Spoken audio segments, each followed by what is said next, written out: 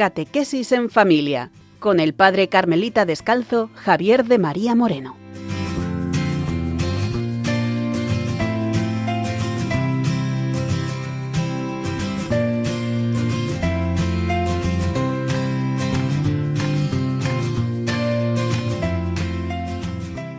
Mis queridos amigos y oyentes de Radio María, muy buenas tardes y sed todos bienvenidos a este programa de Catequesis en Familia. De nuevo nos encontramos en este programa de Radio María, la radio de la Virgen, que quiero ofreceros en esta tarde de este mes de febrero, en este día 13, día en que se cumplen 21 años de la partida a la casa del Padre de la ya sierva de Dios, la hermana María Lucía de Jesús y del Corazón Inmaculado, más conocida como la hermana Lucía de Fátima, la pastorcita, la cual tuve la ocasión de estar 2 veces con ella, una cuando era novicio y la otra de estudiante carmelita descalzo.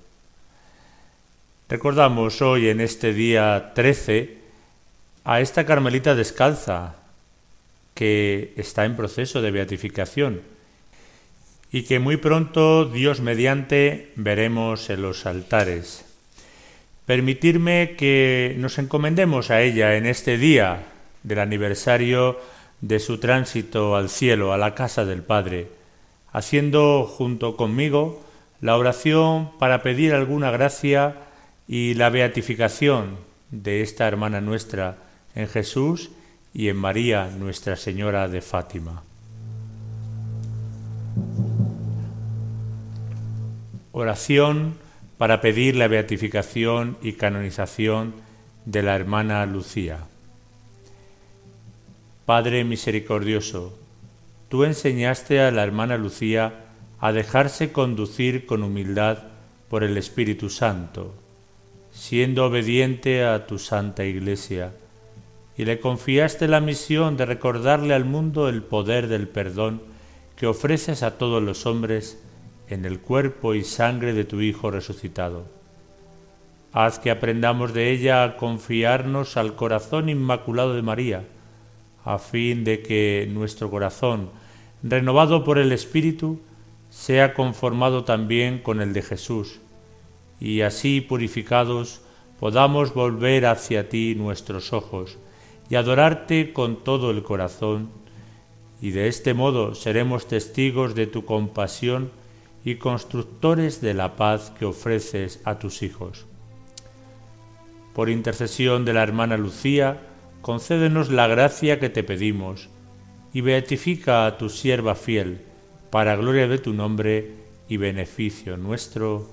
Amén. En un instante de silencio pedimos la gracia que deseamos recibir por la intercesión de la sierva de Dios, la hermana Lucía. Padre nuestro que estás en el cielo, santificado sea tu nombre, venga a nosotros tu reino, hágase tu voluntad en la tierra como en el cielo. Danos hoy nuestro pan de cada día, perdona nuestras ofensas, como también nosotros perdonamos a los que nos ofenden. No nos dejes caer en la tentación y líbranos del mal. Amén. Y bien, antes de seguir con nuestro programa, continuamos en este ambiente de oración y lo hacemos como solemos venir haciéndolo en cada uno de nuestros programas. Y lo vamos a hacer orando con unos poemas del místico doctor Juan de la Cruz, en este caso con la poesía La Fonte, que nos introducirá al tema que trataremos en nuestro programa de hoy. Qué bien sé yo la fonte que emana y corre, aunque es de noche. Aquella eterna fonte está escondida, qué bien sé yo do tiene su manida, aunque es de noche. Su origen no lo sé, pues no le tiene, mas sé que todo origen de ella viene, aunque es de noche. Sé que no puede ser cosa tan bella y que cielos y tierra beben de ella aunque es de noche. Bien sé que suelo en ella no se halla, y que ninguno puede vadealla, aunque es de noche. Su claridad nunca es oscurecida, y sé que toda luz de ella es venida, aunque es de noche. Sé ser tan caudalosos sus corrientes, que infiernos cielos riegan y a las gentes, aunque es de noche. El corriente que nace de esta fonte, bien sé que es tan capaz y omnipotente, aunque es de noche.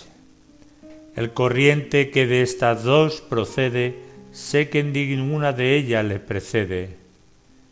Aquesta eterna fonte está escondida en este vivo pan por darnos vida, aunque es de noche. Aquí se está llamando a las criaturas, y de esta agua se hartan, aunque a oscuras, porque es de noche. Aquesta viva fonte que deseo, en este pan de vida yo la veo, aunque es de noche. Qué bien sé yo la fonte que emana y corre, aunque es de noche. Hermoso poema compuesto por el místico doctor de la Iglesia San Juan de la Cruz, cuyo centenario y jubileo estamos celebrando en este año 2026.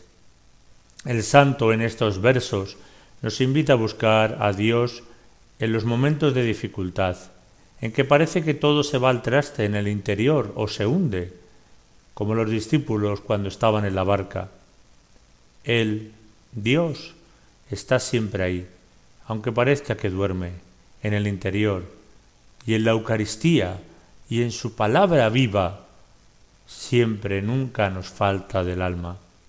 Busquémoslo con humildad, que es por donde ganamos a Dios, que lo ha de ser todo para nosotros los cristianos, como lo fue para la hermana Lucía de Fátima o para San Juan de la Cruz, y también ha de ser para ti y para mí. En nuestro anterior programa nos quedamos en la presencia de Juan de la Cruz en el convento de la Encarnación, donde fue llamado por Santa Teresa para acompañar, confesar y transformar el corazón de aquella comunidad de carmelitas, lo cual consiguió muy favorablemente, cambiando sus vidas a una vida más de Dios y también de mortificación. Juan de la Cruz en Ávila hizo hasta de maestro de parvulillos en el barrio de la Encarnación. Uno de sus pequeños discípulos, Antonio Martín de Palacios, nos revela años más tarde lo siguiente: me acuerdo muy bien que vivieron y moraron en las dichas casillas, que están junto al dicho monasterio de monjas de la Encarnación, dos frailes descalzos de la orden de carmelitas, porque yo, siendo muchacho, hablaba con ellos y me enseñaban a leer en cartillas y la doctrina cristiana y a rezar, porque vivía mi madre en una casa más arriba de donde vivían dichos padres. Había que ver a este chiquillo de María Bonilla, vecina del barrio, dice que le traían hecho unos frailecillos con su hábito y capa. Sería un juguetito este niño, ¿verdad? Y de Ávila lo arrancaron a Juan de la Cruz para llevarlo preso a la cárcel conventual del Carmen de Toledo. Después de unas desavenencias con los carmelitas calzados contra esos buenos confesores descalzos y las monjas de la Encarnación. Esto debió ser en la noche del 2 al 3 de diciembre del año de 1577.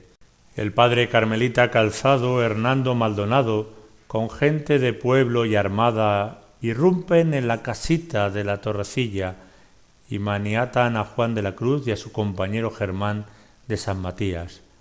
De momento los llevan al convento del Carmen, en lo alto de la ciudad. Al día siguiente permiten a Fray Juan que oiga misa en la iglesia. Aprovecha la ocasión y sale, corre que te corre, cuesta abajo, hasta la Encarnación. Se dan cuenta los captores y salen corriendo tras él, pero él se les adelantó, entró en la casita y comenzó a destruir papeles secretos y comprometedores de asuntos de la descalcez. Aporrean la puerta. Él responde: ya voy, luego, luego. Abre la puerta y otra vez lo llevan al convento en lo alto de la ciudad. La Madre Teresa, que se entera enseguida del atropello, entra inmediatamente en acción. Ya el 4 de diciembre se presenta con un escribano público, un vecino de Ávila, en el convento de los Calzados, manifestando que tiene necesidad de hablar con Fray Juan de la Cruz y con Fray Germán. Al fraile que le abre la puerta le comita la santa que le diga si los dichos frailes están ahí en el convento. El interrogado responde que les había visto entrar a cierto negocio que tenían que hacer y que ya no estaban allí. El escribano levanta el acta correspondiente. Seguramente que esa búsqueda ha sido promovida por Santa Teresa o por las monjas de la Encarnación, o por ambas de común acuerdo. Pero la Madre Teresa vuelve a entrar en acción como una leona, y ya el día 4 escribe al rey Felipe II, pidiendo justicia, informándole de lo que está sucediendo, y pondera ante el rey la santidad del preso Fray Juan de la Cruz, y apuntando claro le dice al rey que un fraile Maldonado les ha quitado a las monjas de la Encarnación los confesores, que dice le han hecho vicario provincial. Debe ser porque tiene más partes para hacer mártires que otro, el dicho padre Maldonado, y teniéndolos presos en su monasterio, encerrados en las celdas. Y sigue hablando Santa Teresa en su carta de Fray Juan. Y este fraile tan siervo de Dios está tan flaco de lo mucho que ha padecido, que temo yo por su vida. Y presiona a la santa al monarca. Por amor de nuestro Señor suplico que vuestra majestad mande que con brevedad le rescaten y que se dé orden cómo no padezca tanto con los del paño, estos pobres descalzos todos, que ellos no hacen sino callar y padecer y ganan mucho, mas dase escándalo en los pueblos. Y no deja de insistir. Cada día lo harán peor si vuestra majestad no manda poner remedio. No sé en qué se ha de parar, porque ninguno otro tenemos en la tierra. Se ha dicho aquí, sin entrar en mayores explicaciones, que el rey no hizo caso ni de esta carta ni de otras noticias que la santa le hizo llegar sobre este asunto. Para mí esto es un misterio que no acabamos de entender por qué el rey no hizo caso. Pero ¿a dónde llevaron a Fray Juan de la Cruz? Para la Madre Teresa no saber ni acertar a averiguar dónde lo habían llevado fue una verdadera pesadilla durante los 9 meses que duró el encarcelamiento. Como primera providencia, sus captores le quitaron el hábito pardo descalzo y le visten el negro de calzado. El mulero que acompaña a los frailes ve con cuánto desprecio tratan al que llevan preso y deduce que lo tenían preso por pasión que tenían contra él. Y en la noche que hacen en un mesón, el mozo y el mesonero le proponen librarlo. Le ayudarán a fugarse, pero Fray Juan no acepta. Llegan al convento del Carmen de Toledo, del que actualmente no queda apenas nada más que unas paredes. Acuden los religiosos a verle, y cada uno le dice lo que le parece. Comparece ya como un desobediente, rebelde y contumaz. ¿Es que para encarcelarlo le han echado encima lo que desde la orden en Italia se ha lanzado sobre los descalzos? Aunque no sobre todos, de que si no obedecen las órdenes de los superiores calzados serán considerados así desobedientes, contumaces y rebeldes. Cuando hay río revuelto, ya se sabe lo que pasa. En este ambiente hostil hacia los descalzos, para encarcelar a este inocente, y con interpretaciones aviesadas y pasiones humanas inconfesables, acabaron con él en la cárcel.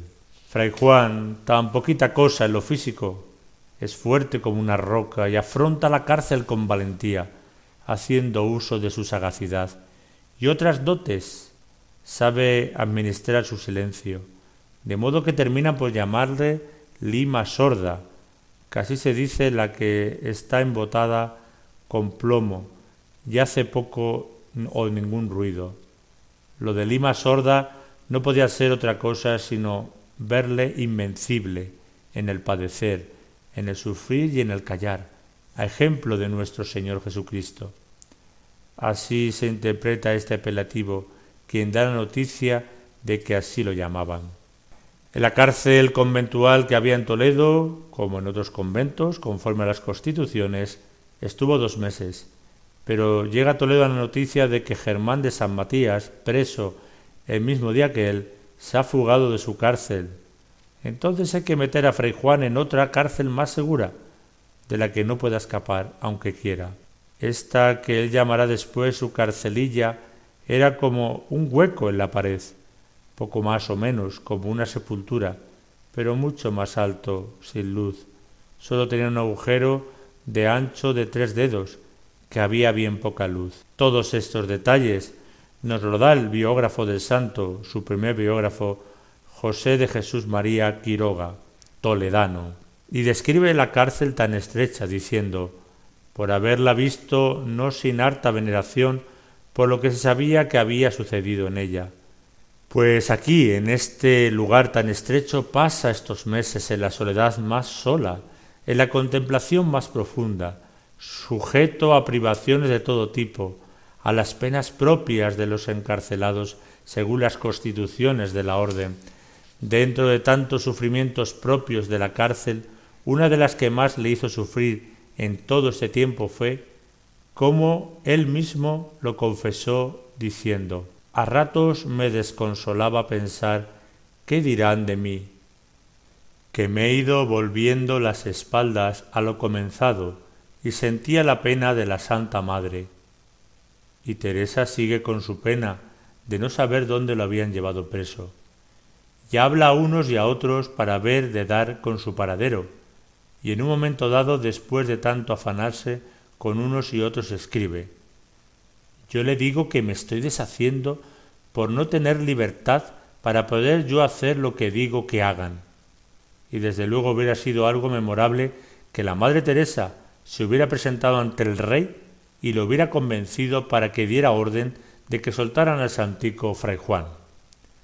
Cuando Teresa intervino personalmente en casos difíciles, siempre salió victoriosa, con la verdad más escueta por delante, porque decía la verdad a quien fuese, y para hacer esto, como ella decía, había de tener el mundo bajo los pies. Esta era la Madre Teresa, y como no la dejaron, pues no pudo meterse por medio, si no, Fray Juan no está tanto tiempo en la cárcel. En mayo del año de 1578 hubo un cambio de carcelero en el convento de Toledo. El nuevo se llamaba Juan de Santa María, natural de Fuensalida, en Toledo. Como más humano que el anterior, evita al preso un viernes que tenga que bajar al refectorio para la disciplina que se le proporcionaba y la reprimenda consiguiente. Y Fray Juan le dice: hermano, ¿por qué me ha privado de este merecimiento? Su nuevo custodio le trae una túnica limpia para que pueda cambiarse. El preso, cogiendo confianza con él, un día le pide que le haga la caridad de un poco de papel y tinta, porque quiere escribir algunas cosas de devoción para entretenerse, y se lo trajo, el papel en forma de cuadernillo, con su tinta y su pluma. Juan de la Cruz transcribió en aquellas páginas las canciones, los versos que guardaba en la memoria. Así nació en la oscuridad y estrechez y rigores de una cárcel la poesía lírica religiosa más perfecta que se puede imaginar. Cuando se fuga de la cárcel llevará consigo aquel cuadernillo y más adelante lo pasará a una copista para que vaya sacando copias. Es ella, la Carmelita descalza, Magdalena del Espíritu Santo, la que declara: sacó el Santo Padre cuando salió de la cárcel un cuadernillo que estaba en ella, había escrito unos romances sobre el Evangelio, in principio eran verbum, y unas coplas que dicen: qué bien se oyó la fonte que mane corre, aunque es de noche, y las canciones o liras que dicen: ¿a dónde te escondiste? Hasta la que dice: oh ninfas de Judea.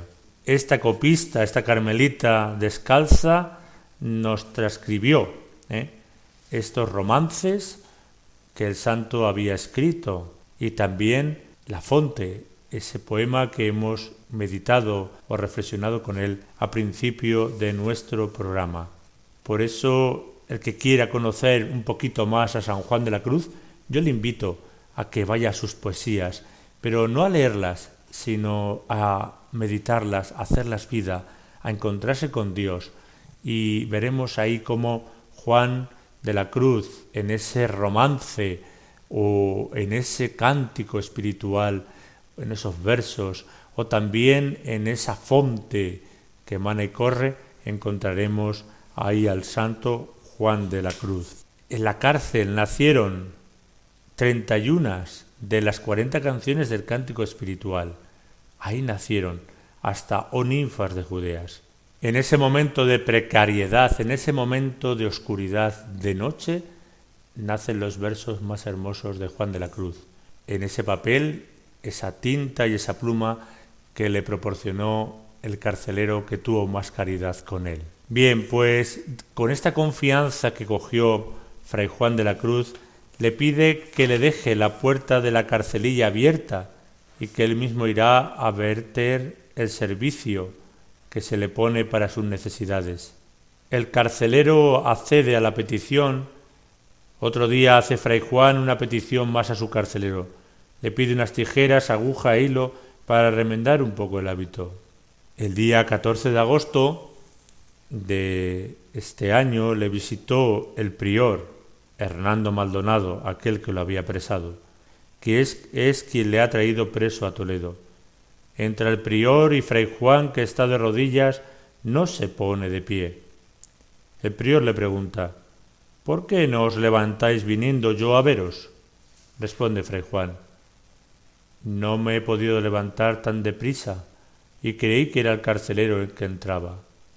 El prior, pues, le dice: ¿en qué pensáis ahora? La respuesta de Fray Juan: en que mañana es el día de Nuestra Señora y gustara mucho poder decir misa. El prior le contestó: no en mis días, y sale bufando. Y así se lo contó el santo al hermano Martín de la Asunción, estando ya por tierras de Andalucía.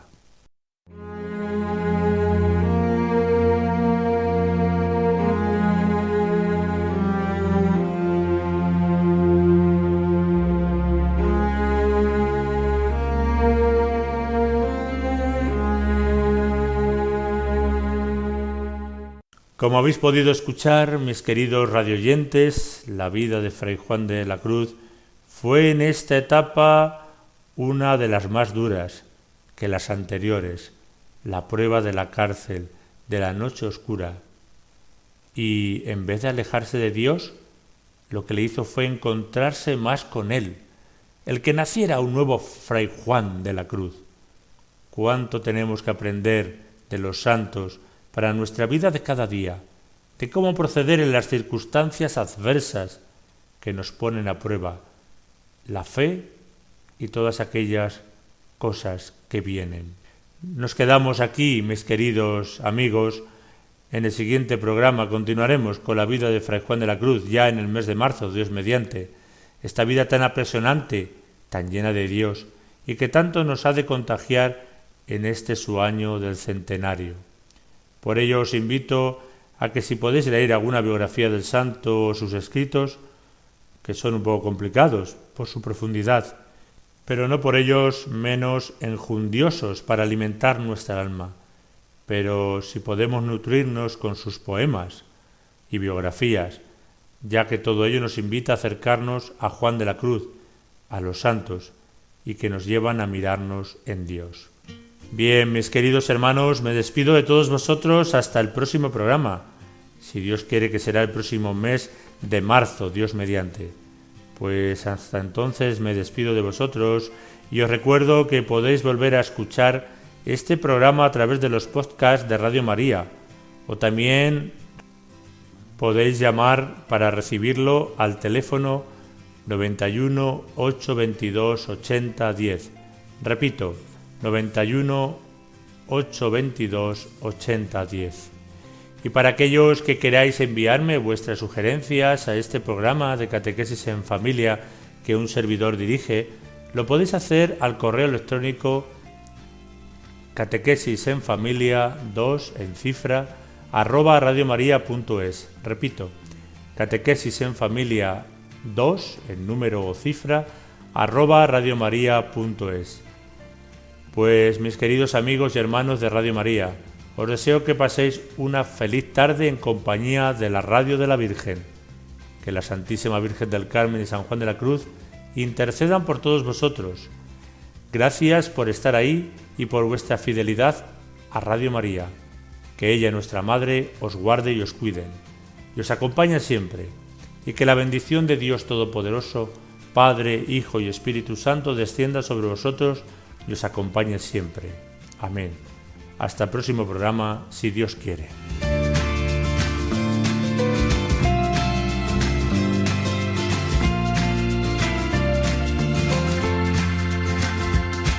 Catequesis en familia, con el padre carmelita descalzo Javier de María Moreno.